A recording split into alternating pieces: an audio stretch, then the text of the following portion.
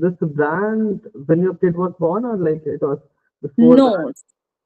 So I was actually working at that point of time, and I just started experimenting, and I said, let me just make something. And I had it at the back of my mind that, these experiments will result into something like a brand.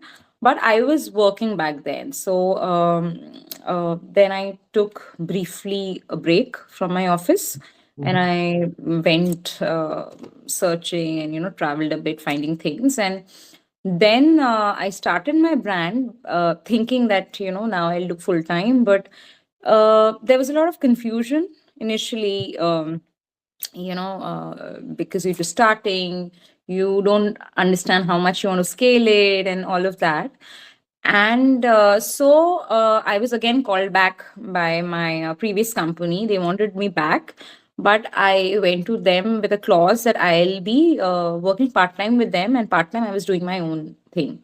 Okay. Now, so this was, you can say, in a way, it was like a side gig, right? That point of time, I was trying and still wanting to fund my business with my other business, other work that I was doing, other job. And but somewhere down the line, I started feeling very guilty that I was not doing full justice to either part. And I think the challenge, being a designer, is that, you know. You require a lot of brain space. Creativity cannot, it's not, creativity can strike sometimes and it cannot. So you have to wait it out. But what happens is, when you always try to blame that, maybe I'm not able to focus on one thing at a time, so maybe that is the reason. So I started feeling that I was not justifying either of the parts. And then I decided that, I think, till then I knew I wanted to do this. So yeah, I decided I'll quit that other job. But as soon as I quit and I did start this, then I was expecting, and then I had the baby, so again it became like the side thing. Wow. Yeah. So yeah. And I was very clear that, I didn't want to choose one over another. Like, I knew that there were challenges when, you start a family. But at the same time, I think my work is, actually, that's a part I'm struggling, because even though it's a business, but I think my work is an extension of me. So a lot of time, this thought always, this thought comes like, should I quit because, I'm not able to multitask all the time? But I guess my work keeps me sane. My creative Mhm. juices need to constantly flow, and that's what keeps me sane. So I realize that if I try to, prioritize one over the another, or Mhm. think like, of course my son will be my priority, but sometimes when I even think that, should I take a downsize my brand, or like, should I take a back step, I realize that if I'm not happy and content creatively, I Mhm. am not a happy mother as well. So Exactly. I realize that the only way is that I have to balance, I have to. And I also feel like, after my child, I think, that, I'm more excited over certain things, including my work. Mhm. I think my life is more fuller, I'm more energetic towards my work. So all of that, so yeah. Nice, nice. Yeah. So like we also just had a baby like 3 months ago, and Mhm. I can completely understand that managing, like, so I was talking to Ishika, and so like we feel that kid is like another startup as well, right? So it's like juggling two startups is definitely complicated. Yeah, yeah. Yeah, so we'll like let's go back a bit, and Okay. like maybe we'll start from here. You tell us about Call Me as a brand. Like, so what Hmm. exactly does it do? So someone who has not seen your Instagram or who has not known you, if he's watching you or hearing you for the first time, like how would, like, what should they know about Call Me as a brand? Okay, so we are basically a textile accessory company, but what we indulge in jewelry accessories like like earrings, neck pieces, and everything. Uh, but there is an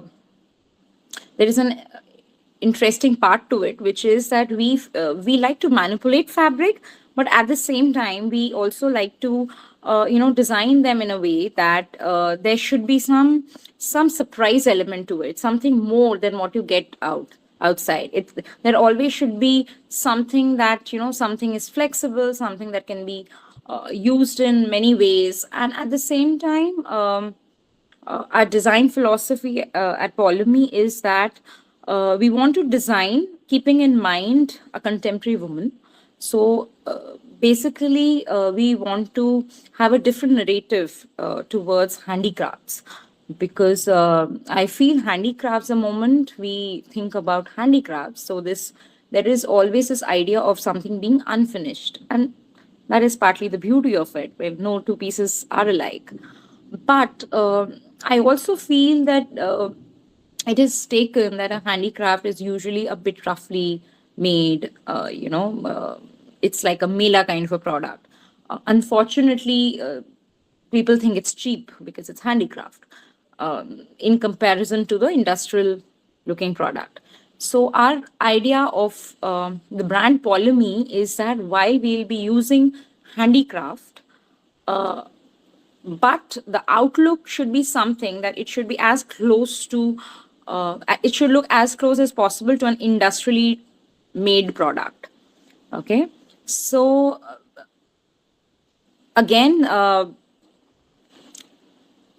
look should be neat, it should be More, very well crafted. so is Polmy more of a jewelry and accessory brand that is uh, into fabric as the core, or using fabric as the core for design, or like you have, so that is your core, right? Am I getting it correct? Yes, so basically we are using textile as a medium Mhm. to make to design items where we manipulate this medium and make interesting things out of it.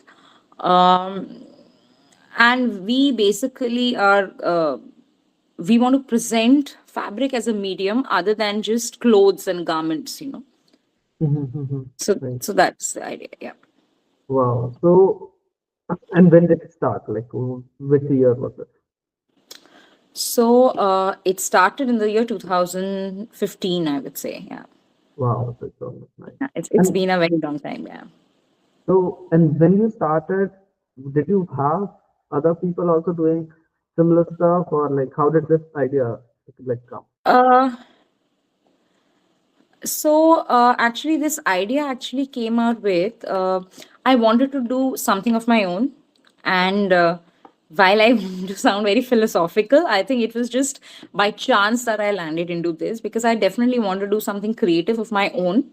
I was working for other companies, and I realized that I need to have something of my own, which wherein I get the credit that I've designed this. It should Yeah. have something of Polymy kind of a signature. So I was yeah. So I got I'm Bengali. I've always seen handicrafts, and particularly when you talk about the handicrafts of Bengal, Katha embroidery is very popular. And it just so happened I realized that Katha, while it is beautiful and exquisite, it's actually a running stitch. It's a variation of a running stitch. It's a very easy, simple stitch. And somewhere I started experimenting, because I was working in a luxury design company, and I used to enjoy a lot of print design. So I just thought that what if I use this medium of handicraft of embroidery, and what if I use that to make interesting prints that would go on a product. So I guess that is how it started. And I was initially making bags. So I just thought, I've seen so many saris which use katha embroidery. I see so much of furnishing, so many cushions. But why aren't people making products out of it? Like, why aren't they making well finished bags out of it? Okay, there used to be bags, but they were not very well finished. They were more of jholas and stuff. So I guess that's how it started, and I just went and I purchased saris, which I chopped and made some bags out of it, and then I approached a market, Dastakar, and they gave me a stall, and it was received very well. But at the same time, I realized that this, I can't scale my business this way because I can't be traveling and getting saris and chopping it up. Then it will just become like a brand which I'm cutting, making everything, and it's not possible. So, yeah, so, a lot of samplings happened, and I thought, well, now what can I do? I can't go. So I arranged people, I got vendors and everything. But I think that eureka moment was when I, out of the scraps of those bags, I made some small little jewelry kind of things, which initially I thought wouldn't sell at all because who is going to buy fabric jewelry, that kind of an idea. Or I thought that probably it will just be college students buying it. But along with my bags, I had put in one or two of them, and let me tell you, it was a complete flop show. Like nothing sold, like Wow. nothing sold. Wow. And I was like, oh my god, this is not going to work. And it was just because it didn't sell, this question just came to me that, is a pricing right? What if it is to do with maybe people are liking it, but they don't like it at this particular price. So I had just taken the stock, which are very few designs. I had put them on an e-commerce website, and from there, a lady connected with me. She happened to buy it from that website, and she tracked me down and she pinged me and she said, I bought your stuff. It looks very nice. That's why I realized that maybe my products were good, but they were not going to the right person, the Yeah. right target audience. So Yeah. I was targeting it to college students, thinking that, young people, they would want to wear stuff. But that's when that thing shift happened, that okay, the college students are probably not my target because my designs are a bit mature. Mm-hmm. So then I started focusing on the jewelry rather than the bags, because I realized that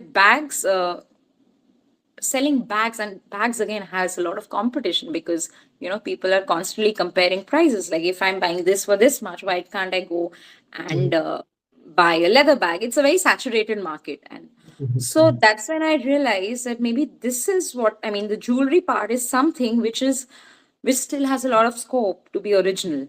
Mm-hmm. And maybe making a brand with an original thought, which doesn't have too many competitors. So, yes, that's Nice. how. Wow. So we'll go a little further back. So maybe we'll start from your upbringing and uh, like your career till you were doing job. So how was it? Like, where were you born? What did you study? So, I did my graduation from NIFT Hyderabad. I studied accessory design, and with specialization of handicrafts. Okay. Now, It was this. When did you graduate from NIFT this is Hyderabad? I graduated 2005. Oh, okay, okay, okay. This is like now this place has completely changed. NIFT. I Yeah. used to stay in Hyderabad and NIFT, like, yeah, now it's like earlier that area didn't have a lot of things around it. Now it's right in the heart of high-tech city. Very beautiful Yes, place. yes, yes, yes. Right, right, right. Nice. So, which Yeah. year were you in Hyderabad? No, we stay in Hyderabad. I stay in Hyderabad only. Okay, Yeah, yeah. okay. We are from If Hyderabad. Actually. Yeah, yeah. Okay. Oh, yes. No. I meant, okay, I thought you were working in Hyderabad because so many of the Infosys and everything being there, most of the No, time okay. yeah. So we run our business from Hyderabad only. Okay, okay. I sort of forgot that. Yes. No. Yeah. Yeah, Tell so me. around 2005, right? So, and like, how did you decide to come to left? Like, lot, what, like, was it a conscious choice or it just happened? No, so I'll tell you, I used to be a very introvert child, and I think drawing was my only form of expression since my childhood. And I think, yeah, I mean, apart from studies, it was the thing I was really good at. I was recognized in my school. So it was very clear from right at the beginning that I wanted to be go into a creative line. Of course, I waged through those challenges where people think, oh, if you're not good at anything, you become a designer. So yeah, there was that mindset that prevailed. I took up science and I scored decently well. And then I challenged, like now I can go to a college, but I still want to pursue creative because I want to be a creative person. So I was very clear on that from get go. And yeah, but yes, I wanted to initially, I wanted to do fashion design. I always had an inclination, but and my parents didn't let me actually. They said, no, no, fashion is too exploitative and blah, blah. But I guess life has a interesting way of, connecting what you want to do. So Mhm. slowly, I guess I'm slowly heading towards fashion. But yeah, so therefore I took accessory design because I thought that's the next best thing. And that would also lead me to a fashion college. So yeah, I mean, And that's how it happened. before coming to NIF, what like where were you? Like where was your upbringing? So you mean where I'm based out of? I've always been Yeah. in Noida, Delhi. Yeah. Oh, okay. So even your schooling was from Noida, Yeah, Delhi? yeah. My schooling was in Noida. My schooling was in Noida, and just after schooling, I got through NIFT, and yeah, that's about it. So yeah, Like, that's how. what were people doing after, like generally doing accessory design from NIF? Like what were your colleagues, like your peers doing as career after that? So a lot of it's very interesting.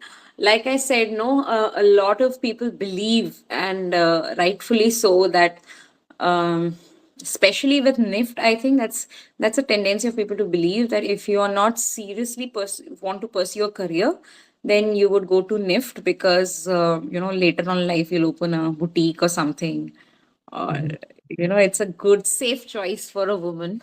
Uh-huh. Yeah. So uh, most of my colleagues, I would say there are very few that I know who are still in this field, to be very honest. Okay. I mean, they're still creatively inclined, but not doing accessories and stuff like that. Mm-hmm. So it's also a good thing about being in this time zone that you can, your education necessarily doesn't decide what you eventually land up with. Um, so yeah, I mean, honestly speaking, for me, like I did lifestyle accessory design, but Mm-hmm. post my NIFT, I was I was doing packaging design, I was doing product design, I was doing all of that. Okay. So where did you go head just after NIF? Like where did you get placed or what were you working? So I went to I worked for a few multidisciplinary design houses in Pune. Okay. Mm-hmm. Yeah. So my idea then was that, again, young mind, I always thought that, I took up a specialization of handicrafts, but I was like, handicraft, again, that mindset, it's not polished enough. It doesn't sound very polished.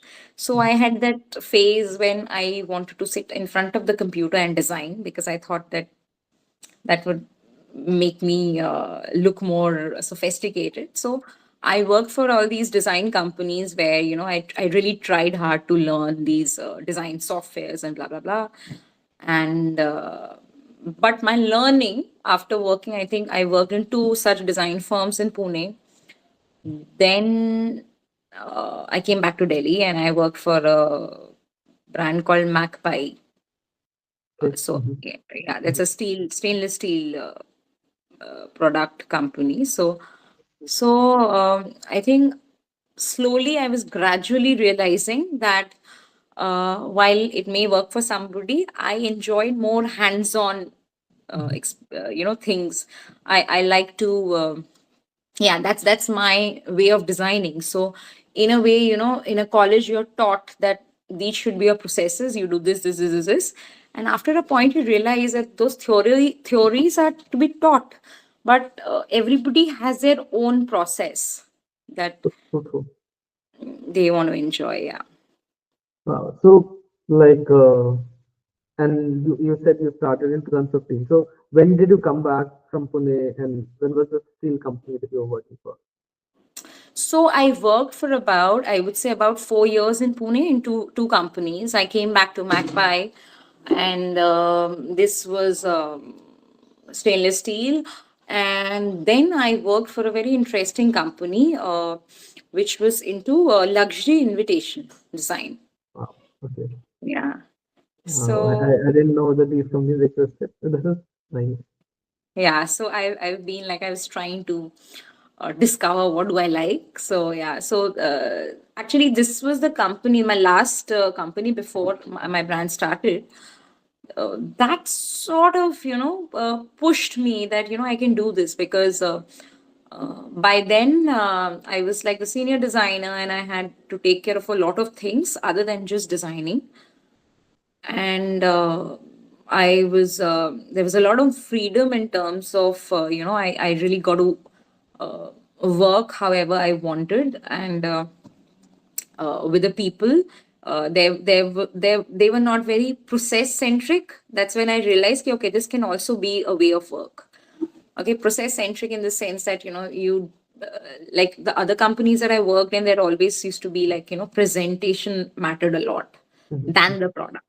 Yeah. Right. So that's when I realized that maybe I don't have it in me. So why not do something that I'm enjoying? Like I want to make a product. I don't want to make these presentations, or I don't want to convince people that how my product is going to be fabulous. I was more interested in making a fabulous product that speaks for itself. So Mhm. that is what I think I found that fit. And that's when I realized that I really uh, like working with hands. I really I so much don't enjoy working on computer. I mean, I enjoy, but I was gravitating towards something which had a touch and feel. I wanted to like cut and make products rather than make 3D models and stuff like that. Yeah. Mhm. Okay. And how long did you like were you part of this company, your last company? So in my last company, there were two stints. So I was working first. I think that was about 2 years or something. Yeah. And were you married then, or like? Yeah. I got married while I was in that company. Then I quit. I decided to work on my brand. Then again, the second stint was when I was working for them as well, working for myself. Mhm. So I think these first stint was I think about 3 years, and the second stint was shorter because I think I gave it a 1 year and I realized no, this is not going to work out. I need to focus on my work. So, like after 3 years, like during those 3 years, when did you realize that, like, or was it always in your mind that now, matlab, I will be doing something of my own, or like, was there something happening there that gave you that sense Um, that now I should do this? uh, See, it was off and on. I think most of the creative people, they uh, they would eventually at some point of time they would want something, whether it's a brand or it's a project, they would want their signature on it. That thing comes.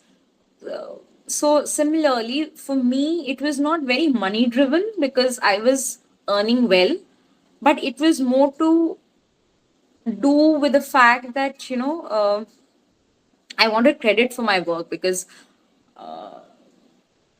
while I was doing things which due to which the company was getting covered, they were very nice designs. So the bosses would always say, oh wow, lovely, and this and that. But sometimes I always wanted that like publicly somewhere there should be an acknowledgement that it's my design. But I realized that that will not happen because it was also a brand, right? So the credit will always go to the owner of the brand. Okay. So I guess that sort of, uh, I would say, yeah. So I was looking for something like it. It started like a creative outlet that I have to do something different. I have to, not for the others, to for me myself, that I have to make something unique. And one thing led to another, and I guess once you are in that zone where you started getting recognized for, oh, you did this or you do this, then I think one thing leads to another and you want to improve and improve and improve. So I think for me it was a very slow process. It was not like one day I said I want to have a business. It started from this, that I want to do something fabulous, I want to design something fabulous.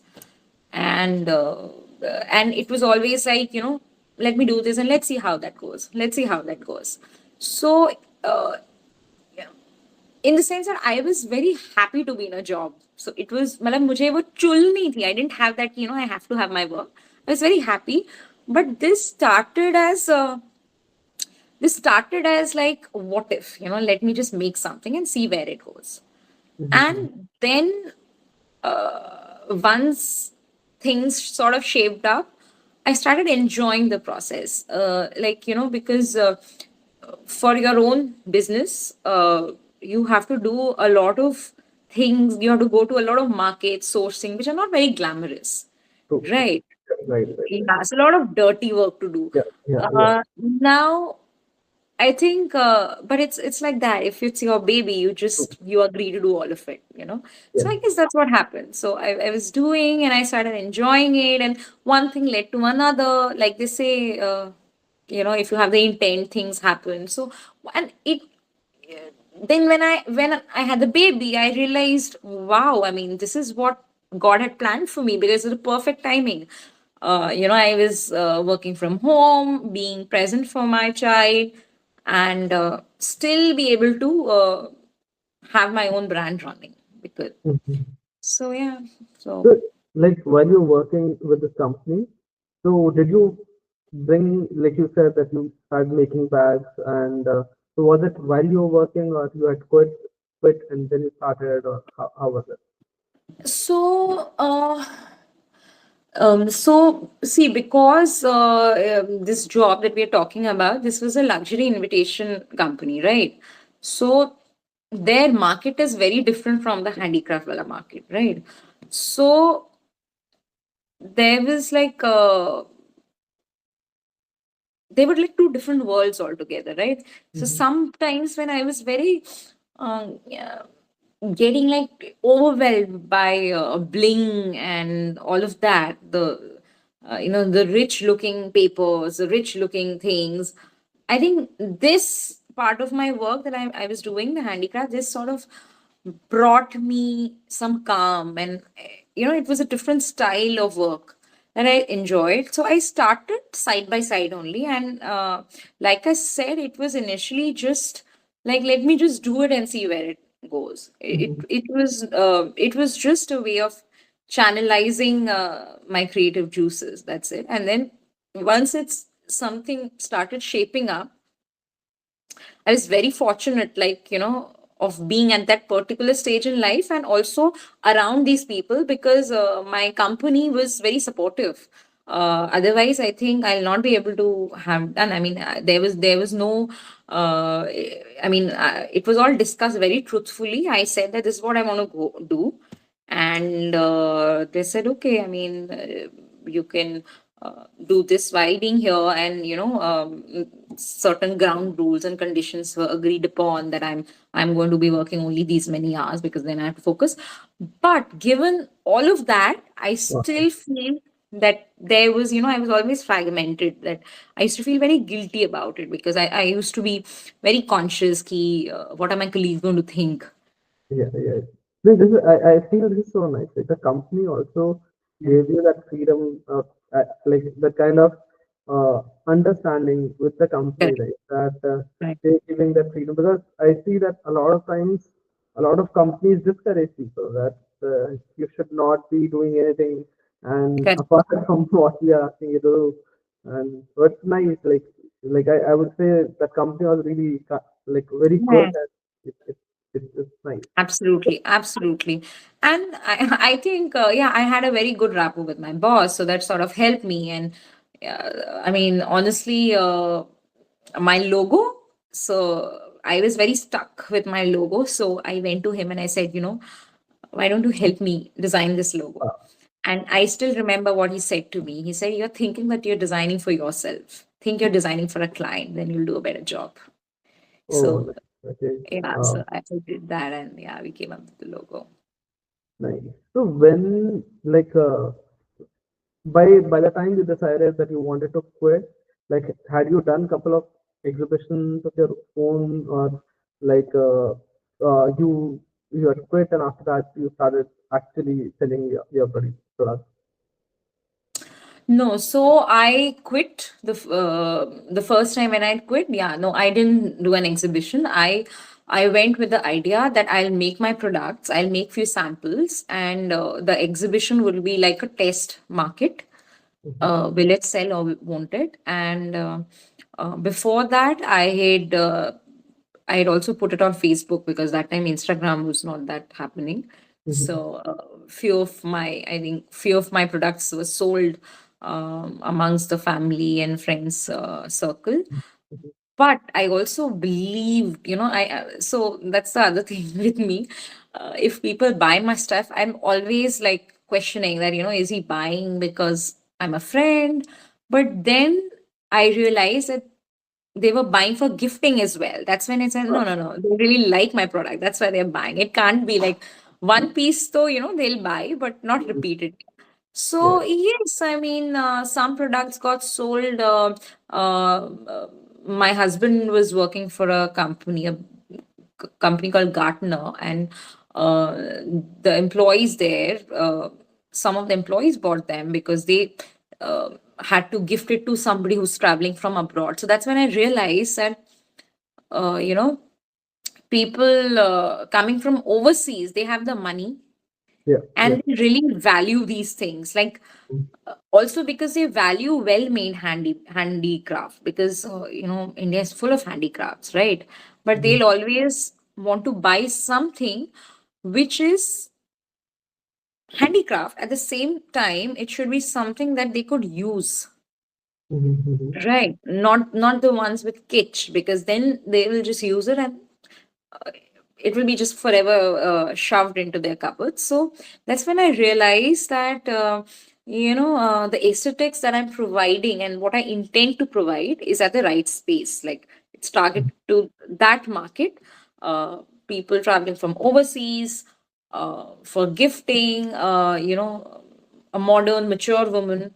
So those kind of little test marketing kind of a thing had happened, but I was very clear with the intention that I'm making these products and I'm going to have an exhibition at this particular place because I'd seen that this is a place where I think the target customers are coming. Um, so yeah, I had that. I had that Thought very of clear. had in your mind a business idea that I'll do this, I'll do this, I'll do this, and this will happen. Am I correct? Like you had that idea, like I'll make this produce, I'll go to this exhibition and probably Yes, that's that. yes, yes, yes, yes, yes. So while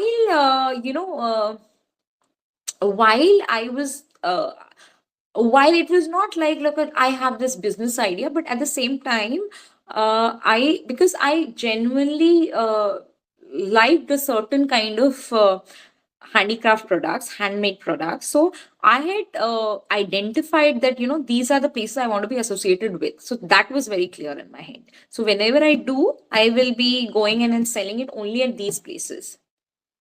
Nice. So those ideas were clear. So yeah, so I did my exhibition. So first of all, these exhibitions only, uh, there are certain exhibitions where you can just take anything and you pay them and they don't care what you're selling. Like, Mhm. where Yeah, you can then pick stuff and curate. But this exhibition, this event which I'm talking about, is Dastakar. I'm not sure if you've heard I have about heard. it. We have a lot of fashion crimes, like right. So. Yes, yes, yes, right. So, so Dastakar is very well curated in terms that anybody can't go and put up a stall there. Yeah, yeah. Okay. So you have to meet certain criterias. You have to give them samples and photos or whatever, and then they have to agree, and then only they give a stall to you. Mm-hmm. So I think the first validation was when I got the stall. I was like, okay, Oh. I felt like, okay, I have come, I've arrived. And because that's the guy gave me a stall. So I think, yeah, so I knew, I mean, I wanted to, the first exhibition was at Dastak, and that was very planned that I want to go to this kind of event only, which is very design centric. Mm-hmm. And yeah, So so in a business like yours, right, I believe that if you're going to an exhibition, you have to carry a certain number of products with you, right? And that would require you to have some initial investment, some amount of initial effort to go into it. So, like all that, how did you manage, and like how much time did it take you after you had quit to prepare yourself for something like this? so I would say easily 6 months because I started.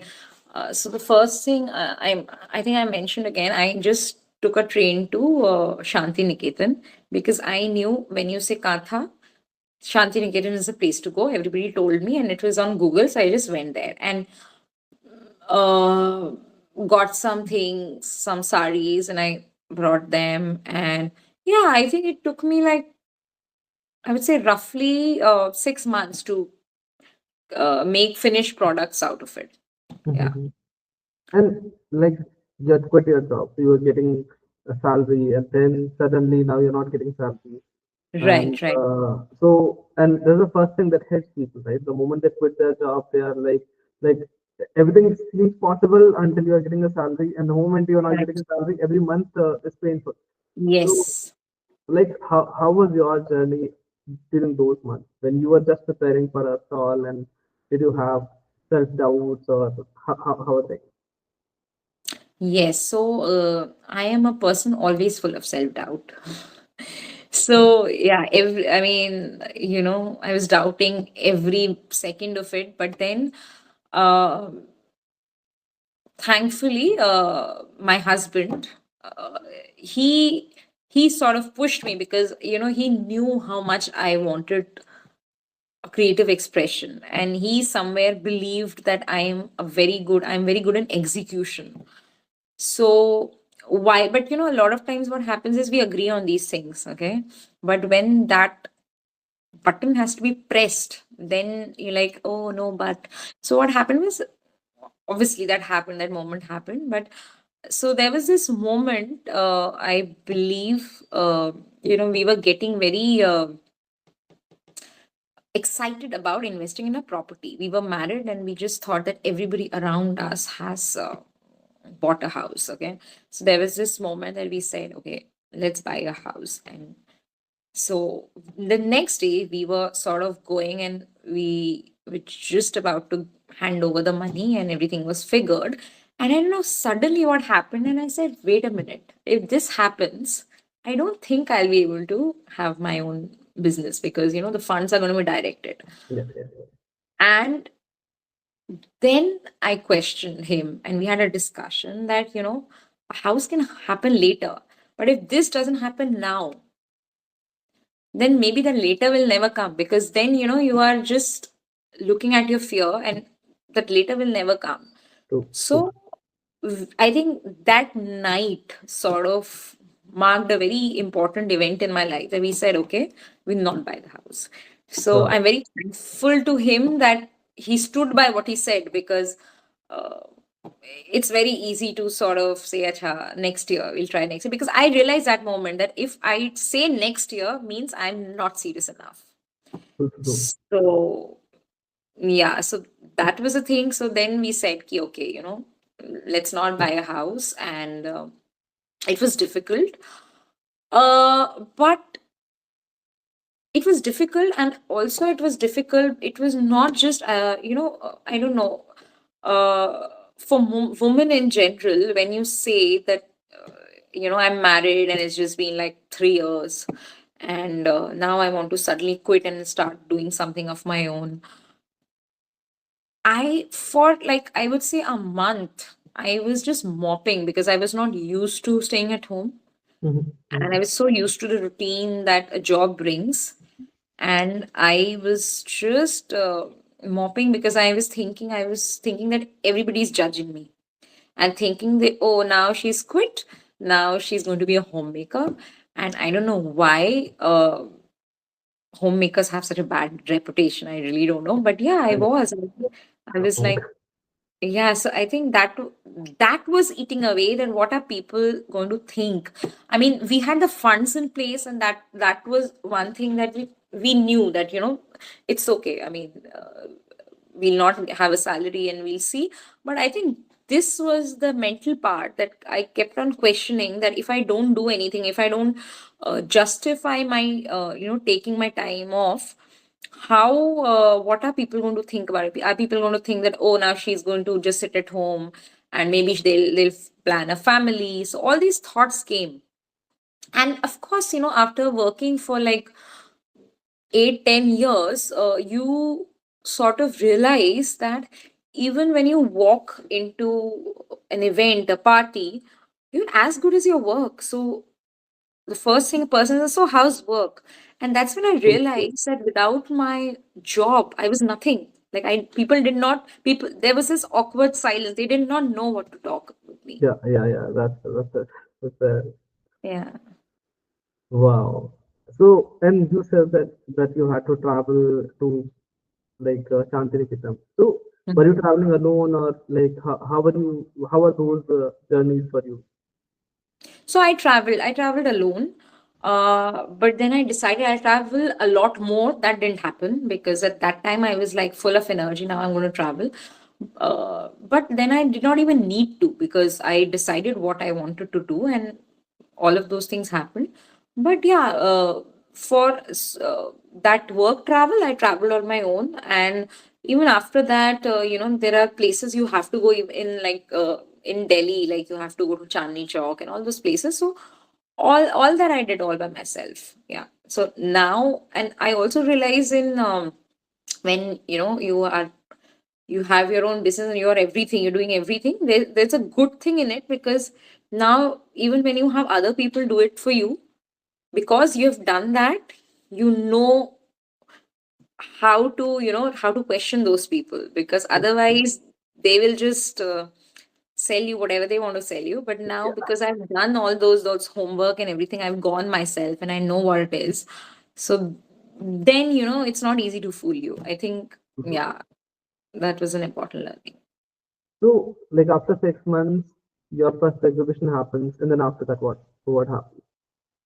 So my first exhibition happened, which went very well. Money wise, it was not awesome, but I realized the product will. I mean, the product, there is some potential in the product. So it was sold out actually. Like whatever stock was left, there was a foreign lady. She picked up the entire stock. So I was very happy.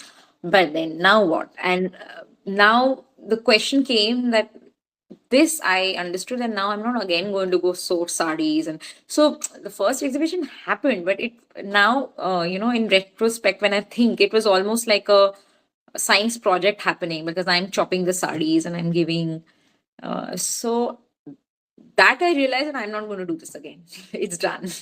No. Now, like, is it going to be a full stop? So then I took some different turns. Then because I had gone to Shantiniketan, I had made some connects. I sent some of my fabric with the pattern, and they said, okay, they will embroider. So all that happened. See, while I didn't stop, I wouldn't say all those associations were very successful. Like, I sold, but I started also noticing, like, after every lot, I used to understand that, what was the weakness in it, like how it can be improved. And I think the next exhibition also happened at Dastakar, but by then I realized that this cannot be a scalable model. This cannot go on happening. Like if this And does will that always happen once in a year or like no. Dastakar has many events. They keep happening. I think now it's more frequent. Back in those days, they used to have 3 events or 2 events. Right now, I think they have about 6 events. At every 2 months or something, they have an event. so after your first exhibition, when was the second time that you were going there? So after the first exhibition, there was another exhibition, and I have to tell you this: that exhibition was so horrible. This was at DoubleTree. This was at a 5 star. Okay, Mm-hmm.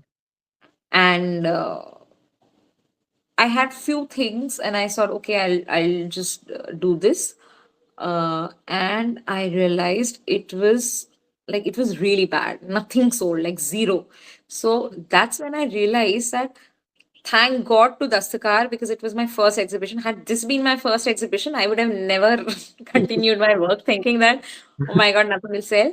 But that's when I realized the learning was that, the right product has to be placed in the right place. That matters a lot. Yeah, yeah. So, yeah, so I did like few couple of little tiny, but then after that, I think Dastakar happened in the next, I may not be exact, but I think in about 4 5 months again, there was another one. By then, I had made the new collection, which was similar design, but the pattern and everything was different. This exhibition did not go very well. Mm-hmm. That's when I realized if you have, same kind of things to the same market again and again, uh, people are not going to purchase it because they've already purchased it last time, right? Yeah, yeah. And, bag is such a market. Like you want one brand, you are not going to buy the same brand again and again. Mm-hmm. So there were learnings, and then I realized everybody was coming and appreciating, but few people were buying because uh, bags turned out expensive. That time I did not have my own setup, and so I was outsourcing a lot of work for the bags. So while I was spending a lot of my energy, but it was not profitable. So that's when I realized that bags cannot go on happening. So, and like I said, I had Uh, put in some jewelry on the side. So mhm. that story. This is so nice, right? That at least you see, because I talk to a lot of other founders also, and having that clear visibility of your idea plus your PNL is so very important, right? Hmm. Understanding that, can you really, and the second point that you brought, right, that not everything sells everywhere. That's so Correct. important to learn at the early stages because a lot Hmm. of people feel that a great product will sell everywhere. Hmm. Hmm. So Yes, that's not easy, right? There are very few things that sell everywhere. So I think, correct. but nice. So like once you started getting into like the jewelry, right? Then and you said that you started you saw some traction coming from online also, and that like which year was this when you started seeing some online traction? This must be very literally, I think about 2017 kinds, just yeah, 2016.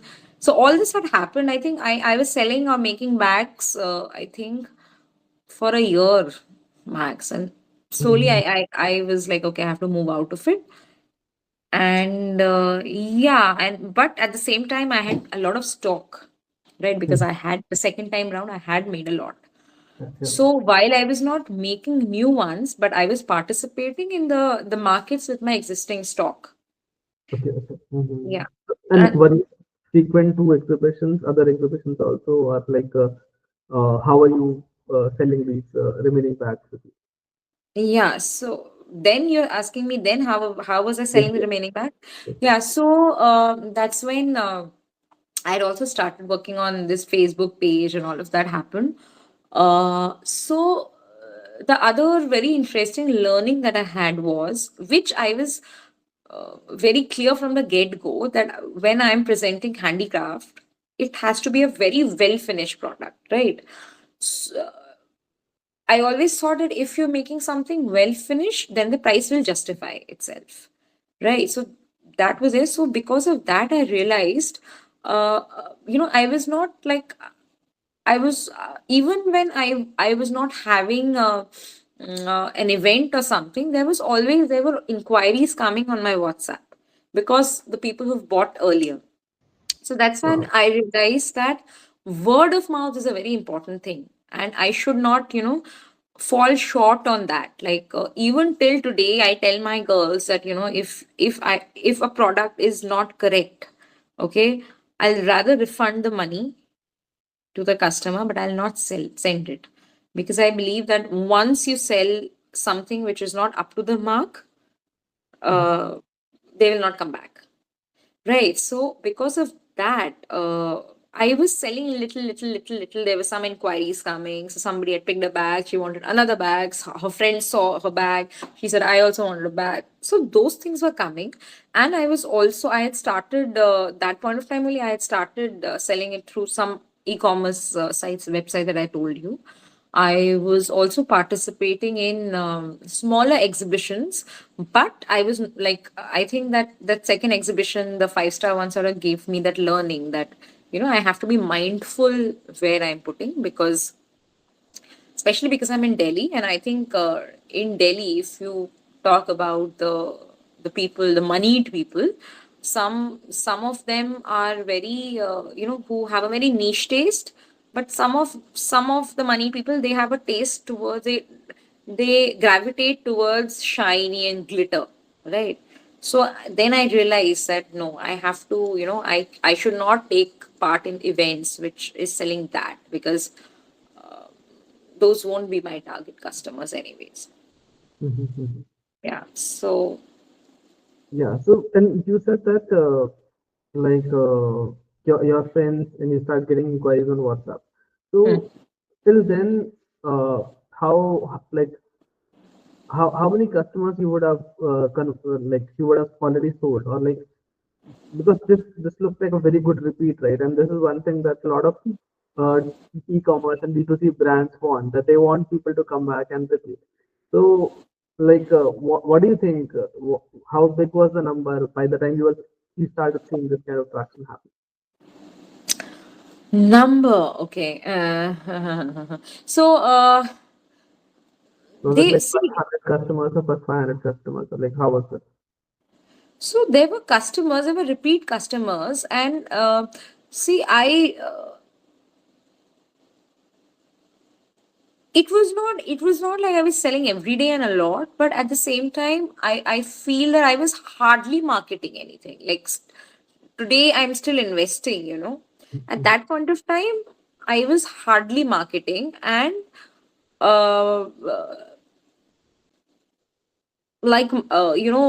the number of bags I will be making would be like in the numbers of say 50 bag. Okay, so it was a very low on investment kind of a model. It was not like I made a lot. Okay, Mhm. but I could see that people were coming back, but not everybody was buying, because a lot of people started saying that it is expensive, it's expensive, and that's what I was saying. So the same thing, a lot of people like, but they're not able to afford it. I think that is another reason I started gravitating towards textile jewelry, because I figured out that a lot of people would like something, but they don't want to immediately invest into a bag which is say 5,000 rupees, but they can just pick a little something, a brooch for 500 rupees.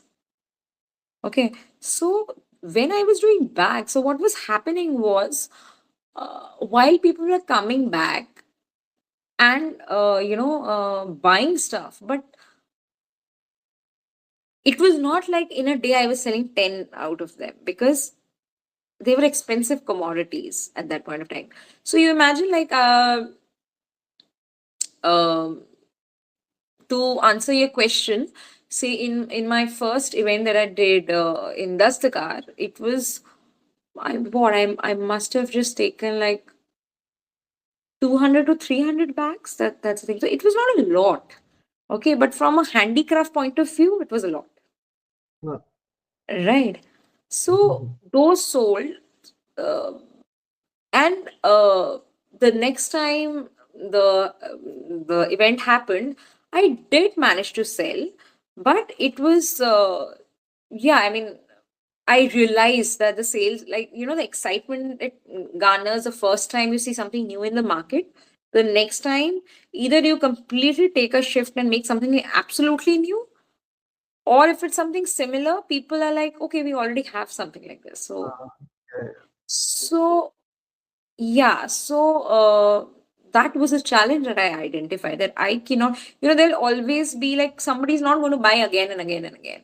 So while they exactly. appreciate, so a friend may pick something, but basically the sales seem slow because of this amount. I mean, a bag which is say 3,000 or 4,000, it was not affordable by everybody. True, But true. once I did the textile, I started keeping textile. I realized that people started, I mean, the smaller items started selling. And I think till today, when I do events, my smallest item, like a 500 rupees piece, sells much more and faster than all the investment and time and my trying to sell, talk about it, all of that takes an expensive product to sell. It's a lot of effort. But True, these true. brooches and everything, they move very fast. Yeah. So this is also a very good thing that you've said here, right? A lot of people like don't realize how much cost plays into minds of customers when they're buying products, right? The amount Correct. of thing that you have to do for an expensive product is equally high as the price of the product, right? Correct. Like so we work with some brands who sell sarees for like 30,000, 1 lakh and above. Mm. And the kind of ads that you have to run for those kind of brands is so different as compared to someone who's having products under the range of 5,000, under Absolutely. or 500 also. Right? But so far, like once you understood that now Zalbig is going to be my thing, like how did you like did you start scaling then, or when did you realize now I can maybe, or did you start hiring some help, or it was all you doing yourself, or how are you navigating after? So no, I got a team. I had already when this plan had started about the textile jewelry, I had realized, and by that time I was also expecting, and I just thought it was a very interesting. It could be a very interesting plan, that the way I am doing my work from home, while taking care of my family. So I thought, what if I started employing women who can work from their homes and make these jewelry for me? Wow. So these ladies had started working from the get go. So one person I got hired. So they were not full time sitting at my studio, but they were taking work. And Was it how these people knew how to make it, and you were only giving so the So yes, so the first person I hired, she used to know a bit. A lot of women actually like tend to know a bit of stitching, because because you tend to do these things at home, right? But at the same time, all I wanted was that somebody who has an intention, right? Who enjoys doing this. So I got a lady through, and she came and we started doing the samples, initial samples. She helped me make, and I think one thing led to another. Once somebody saw that she was working for me and making money, then she kept two people under her who are reporting to her, and so the deal was that one person is going to be responsible for a product that I'm giving. Okay, so the person who's responsible, she's the one who's going to be paid. How she divides it amongst the people she has been help, I mean, she's getting help from, that's up to her. So that's how we sort of started That's working. nice. Got contractors very Yeah. early on in the game. But that's again very nice thing that you've done, because see early on, right? People would what a lot of people would do is they will hire employees, and the moment you hire employees, your salary hits on your Yeah. on your on your P&L. as compared to when you're paying for contracts, which is very good insight that you have provided. Mm. So how did you so you said that she hired people, and so how do you ensure that these people finally delivered right quality of product, or was she was the only person who was responsible for end-to-end things, or you were training them also? So, yeah, so what I had said was that I would make one person who's going to be responsible. If they are outsourcing it to somebody else, if somebody else is helping them, it's their challenge. Uh, how they are going to correct the quality, etc. But what I would do is, so my idea was like, if I make a design, okay, I would have this person only who will make this particular design for me. Okay, so I would train this person in a particular design, and while I'm going to be making other designs, I will give the other design to somebody absolutely different. So I didn't want to mix designs, in the sense that if one person is making one thing, I believe like eventually uh, they'll go on improving. That was my idea. So we make one design, we give it to one person and say, make a sample, and we are sampling until we agree that this is the best. This is how the finished product should look like. Then I would give them numbers like, make 20 out of the same, or just make 50 out of the same, whatever. So what I realized was that because I was paying them on a product basis, and I was very clear that I'm going to give you a fair price. I will not be I will not skim ki kam paisa lena. I'll give you a fair price. We both are together working on that sample. We'll see how much hours it take. And but after that, and we'll agree that these are the conditions कि ऐसा होना चाहिए, ऐसा होना चाहिए. उसके बाद, how many ever pieces you make, okay, the rate we agree upon, you'll get the same rate. It's not going to be like अगर 500 बनाया तो rate कम दूंगी, because handwork, right? So we agreed upon that, and I realized if you treat people well, they treat you well. So I got it. Like, there were times that the quality was not good, so they would rework and correct it and give it to me, because that was a deal. I will pay you only when I accept the quality. Correct, correct. So I'm actually still working with the same kind of idea. I still have a lot of women who are working with me with the same idea that, they know that it has to be this quality. If it is under that level, they'll again have to open it and rework. So I tell them, if it's up to you. Mhm. But in your industry, you see, I think every couple of months you have to come up with new designs and Correct. Correct. right. Correct. So, like, doesn't it get challenging that like your people have to also now execute something new every time, because you said that you have to do sampling till perfection. Correct. So no. So see, earlier what I had was, I didn't have a person in house who would be doing my sampling. I was totally dependent on these women. They would come, we'll sample. Now, what I have is, I have a person who does my sampling and who works with me here in my studio. We were discussing, right? You said that now you have someone in house who's managing the stuff for you. So, like, and how much time did it take you from starting your jewelry to like your current stage where like you are having internal people, and how big is your operations internally currently? Sorry, I didn't get your question. Can you repeat that? So once you started making your jewelry, you said that you started Correct. hiring people. So Correct. like, and you said that, and if I'm not wrong, it should be around 2017 that you started Correct. you are getting it. So now, how is your operation currently? Like, and how big is your team? And So, my team is, right now I have about 5 people whom I've permanently hired who work with me. Um Other than that, we have a lot of women. Like I said, we outsource a lot of work. But at the same time, I am taking a step back, because uh,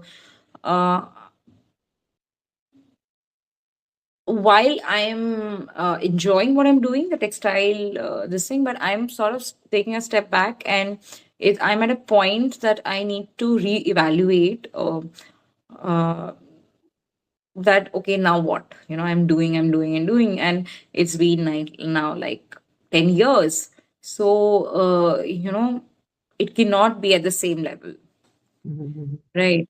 So there is a lot of investment in terms of money, in terms of my Have you involvements. raised any investment or like No, I haven't. No, I haven't raised. But now I'm thinking, I'm at this point that I'm questioning that what next, because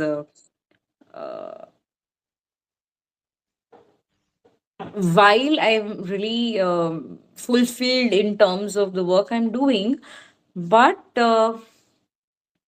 it still seems it's not very sustainable for a very long time. Mhm. So therefore, I think right now I want to educate myself in terms of, like, I mean, it took me many years to realize that uh, it's good. I mean, I enjoy creativity, but I'm never friends with money. But I think it's very important to be if you're running a business, you have to educate yourself. There's no way around. I always had this thing in my head, thing like, if I make a fabulous product, like what you said, that if I make a fabulous product, it will sell. But I don't think that is correct, because you have to be at the right place. You have to be at the right place, A, to sell, secondly, to demand the price which will make your product profitable for you, to make the product profitable, right? True, true, true. So currently, I'm at a stage that I am taking a step back from the production, and I'm thinking that, you know, now what? Like, do I need to invest in marketing, find new places to sell? Because I know now that my products will sell if it's targeted to the right correct audience. But now I'm questioning that, how to place it at a place where it will draw the right audience. And like you said, the market is saturated in terms of, like, because at the end of the day, I am into jewelry, right? Mhm, mhm. So See if what I I've sit learned. See what I've learned is making jewelry and selling jewelry are sometimes two very different things. Because absolutely. someone can have like very good creatives in terms of how do you and that's true for so many other products, right? So even I was talking yesterday to one of the founders and he's into hardware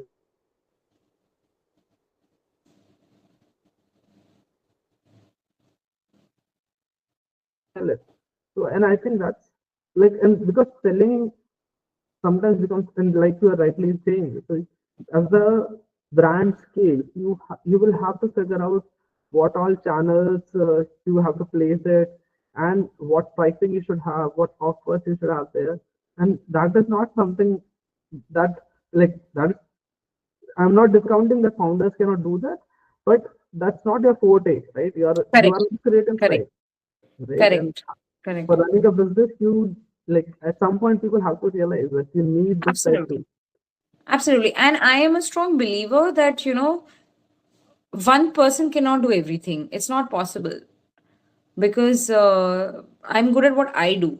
Okay. Yeah. But, like, I have a team who makes these things for me. So if today you ask me that if I have to make a product all by myself, I don't think I'll be able to do that, because my forte is design. My forte is the thought. Mhm. Right. So, absolutely. I think you have to delegate jobs. Yeah. Yeah, I think one good thing probably like a lot of bootstrap founders can also learn from you is how you have kept your costs under control and you have kept at least the P&L in your mind while building everything around it. Correct. Because a lot of people that I talk to, sometimes they start with let's build a team and then let's build the product, which is very cost intensive if you're not funded. Correct. Correct. Correct. So, yes, so, yeah, I mean, to answer your question, I have a team. But my current status is I am thinking what next, because I also realize that the market is saturated. That like too many brands which are coming on Instagram every other day, and you are constantly, like, because social media has opened the stage now. True. Everybody is available right there at your fingertips. So now I'm thinking like, what's the level up? Whether it has to be. I mean, I have to sell.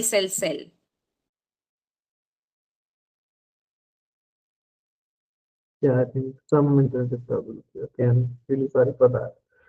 Yeah. Yeah, so So you're at at the point where you're saying you're now at the now what are you saying? The last yes. step there. So I would say now. I think now I want to focus on educating myself on the business aspect and on the marketing aspect, find the right people, and basically I want to understand how to sell more. Mhm. Okay, it's not something I really enjoy, because I want to just do my thing and design. Yeah, yeah. So, but yeah, I mean, I want to come across people who can help me, and I think I'm right now is, I would say, point in time that I want to know that, okay, this is my photo, this is what I know how to do. I figured out the production part of it. Now I want to focus on how to sell more and go to more stores, go to more um, how to reach more people, basically. Mhm. So, like, if we were to have some takeaways for someone who's starting fresh today, and or at least thinking of doing a business either in fashion or in jewelry, like, what would be your some takeaways for that person? See, the most important takeaway is, if you think it's going to be easy, because if you have your own brand, or a work from home situation, please don't. It's not easy. It doesn't get easy. Because everybody knows this, but you know you but you really feel that, like, when you have your own business, you're always working. You're working 24/7. You are always thinking what to do, what next, what to do. So if you think that it's an easy journey, and having your own brand, please don't start with that. I mean, that's it's foolish to think that it gets easy. uh, but at the same time, there would be stress, but it could be a happy stress if you choose it to be like that. It could be, it could be very fulfilling for you. Then the second thing is, please don't start it at a point in life when too many things are happening, because I think focus is very important. Right. So if you are imagining that I will have a company, and from, I will sell so much, and out of that money I'll do this, I think don't do that. Because any business takes its time in terms of being profitable, or there'll be, like, for me, there's been a very long learning stage, and I think currently also I'm in that learning stage only. So, when you have too much going on, don't plan to start up your business. Okay. And the other thing which I cannot stress more is, please educate yourself for, in business education, because it's very important. Unless you just want to be an artist, you want to make art and you want to sell, uh, please educate yourself in finances. That is one of my shortcoming, which I'm still trying to overcome, because if you are doing business, you're doing, I mean, have a clarity. Am I doing this for money, or I'm just doing it for satisfaction? And if you have that clarity, please work on it, because if at the end of the day you want to make money, you should calculate and take your chances in a very calculative manner. So I think, yes, business education is very must. And uh, right now, whether, and oh, that another thing, I mean, there are too many things, but another thing is that if you want to do something, please do, because tomorrow later that will never come. You'll never be at a point that you think, oh, now I'm comfortable, I've done everything, and now I can start a business, because it is uncomfortable place to be in the beginning. In terms of if someone is maybe starting following again, in terms of cost and time, right? So how like how much initial capital or how much time should a person have in his mind that at least so much time I should be able to take care of myself before something really happens? When I say something, maybe like at least you are able to take care of the expense. So what do you think? Would you have any estimate about it? You're asking me like how much I had, or you're asking in No, no. general? Like, in general, someone has to start a brand again. Someone. Yeah.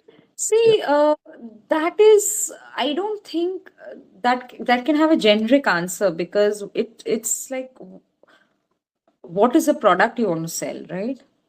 It also matters a lot on that.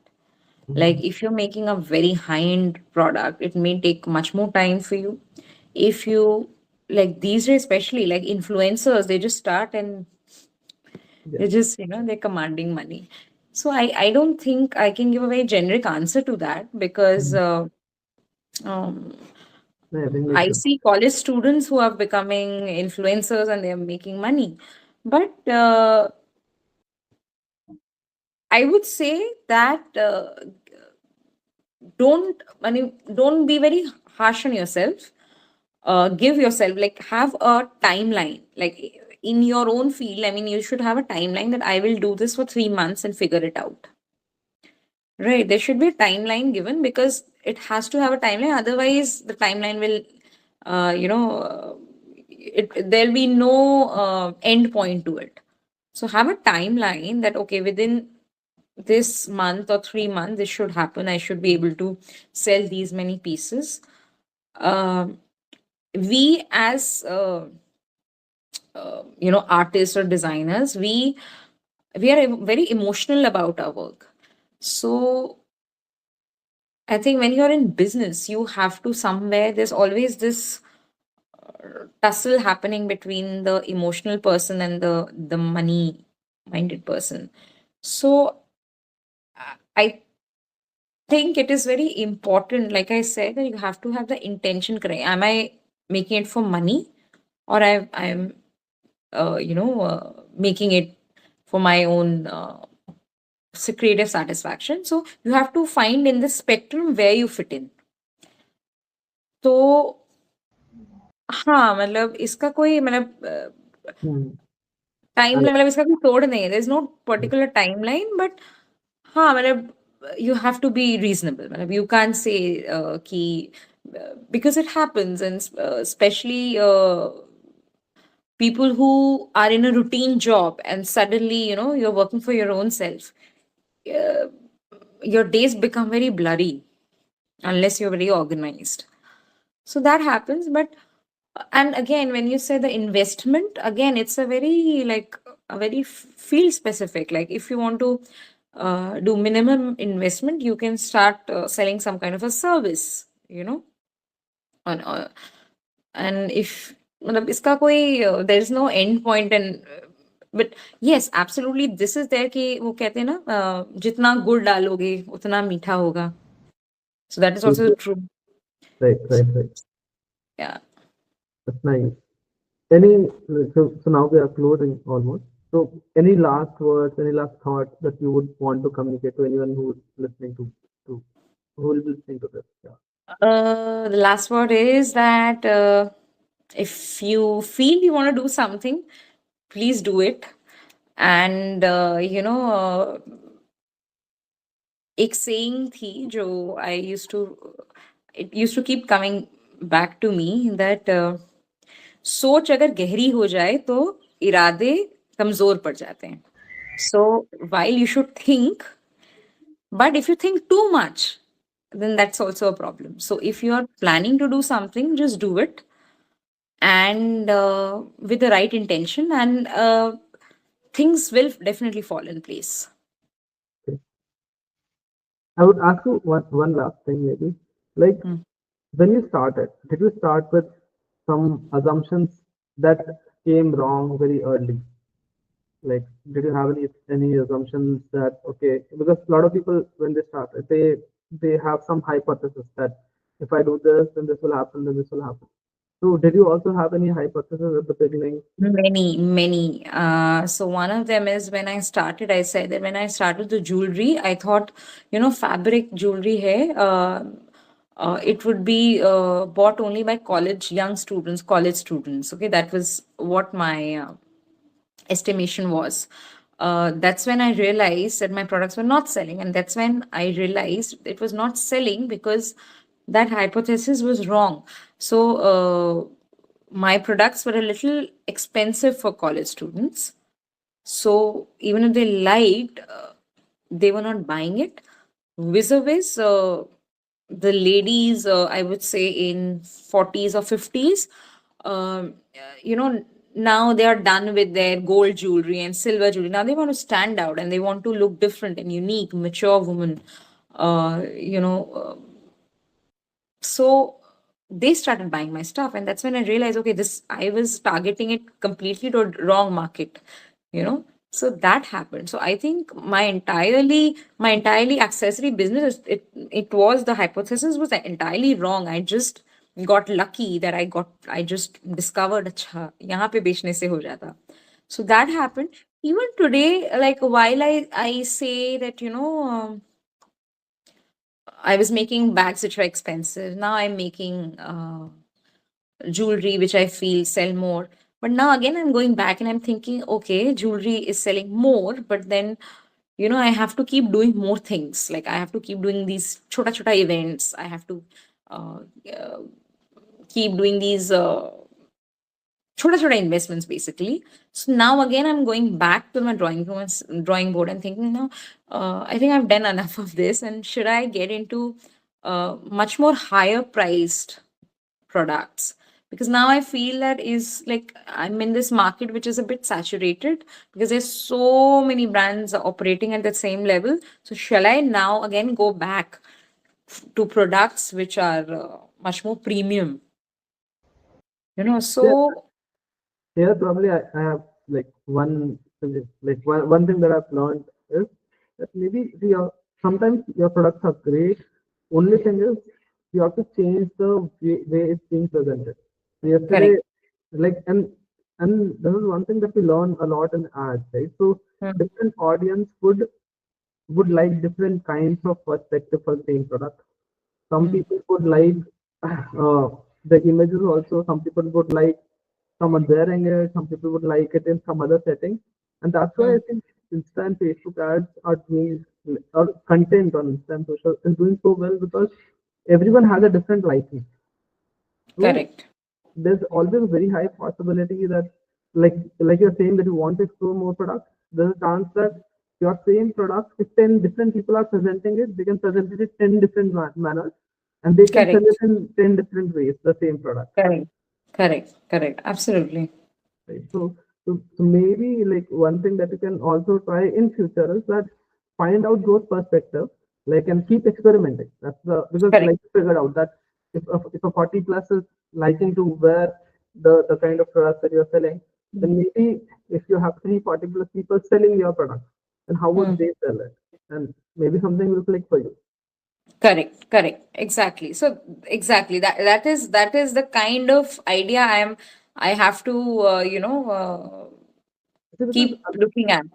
one thing क्या that और- we Hmm. suggest the businesses also is that the first stage of doing a business is figuring out like your basic products, your logistics, ensuring that you are able to deliver the quality that you want to deliver to the customer. But once you have set up all this right, then your goal should be now how do I make sure that the different types of audience are catered to with my product, and then you Hmm. have to then work on sort of communicating, branding, PR, like you are doing currently. You see, you are doing Correct. stores, you're doing some Yes, marketing. yes, yes. Absolutely. So this is exactly like I was talking about that right now. I want to concentrate on how to sell more, how to do branding, how to do a better packaging, because I think packaging also plays a very important role in making a product look premium or Yeah, I mean, A lot of times we just hold on to the product and we forget everything around it, right? Once you have yes, done the product, now it's your time that you do everything correct. else. Yes, yes, yes, absolutely. Nice. Great. I think we had a great time, and thank you for joining this.